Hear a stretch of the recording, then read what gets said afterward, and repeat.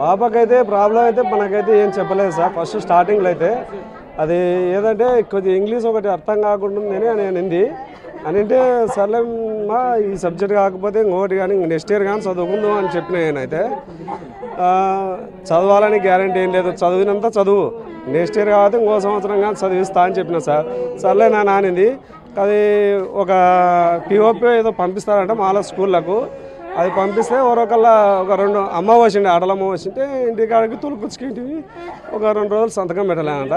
సర్లే సంతకం పెట్టకుంటే సార్ని కూడా కలిసిన డైరెక్ట్ కాలేజ్లో.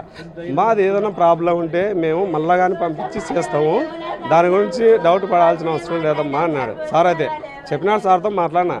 సరే మాట్లాడిన సార్ ఇట్లా పని అంటే టీసీలు అంగళూరు కాబట్టి టీసీలు రాలేనా నావి అందరూ వచ్చినాయి నావి రాలా అనింది. అమ్మ రాకుంటే వల్లే మళ్ళా పంపిస్తారులే ఒకవేళ అటు నుండి సార్ వాళ్ళకి కాల్ చేసిన వాళ్ళు చేసినా నేను చేసింటే సార్ ఎట్లా పని సార్ అంటే లేదు మేము డైరెక్ట్ పంపిస్తాంలే ఇంకా మళ్ళా అటువంటి మేలు పెడితే చాలు ఇంకా అట్లా వచ్చేస్తుంది అని చెప్పినారు. అని చెప్తే సర్లే సార్ అని నేను కూడా కలిసిన మొన్న వరకల్లా సంతకం పెట్టించుకుని సోమవారం రోజు పొద్దున తెచ్చి ఇడిచిపోయినా సార్. అంతే రాత్రి మాట్లాడింది, పొద్దున మాట్లాడింది, ఏ ప్రాబ్లం అయితే చెప్పలేదు. ఇట్లా జరిగింది. ఇంత మించి అయితే పాపది తప్పు అనేది లేదు, ఇంకా వేరే వాళ్ళ గురించి ఏం లేదు, వాళ్ళది వీళ్ళది సమస్య ఏం లేదు సార్.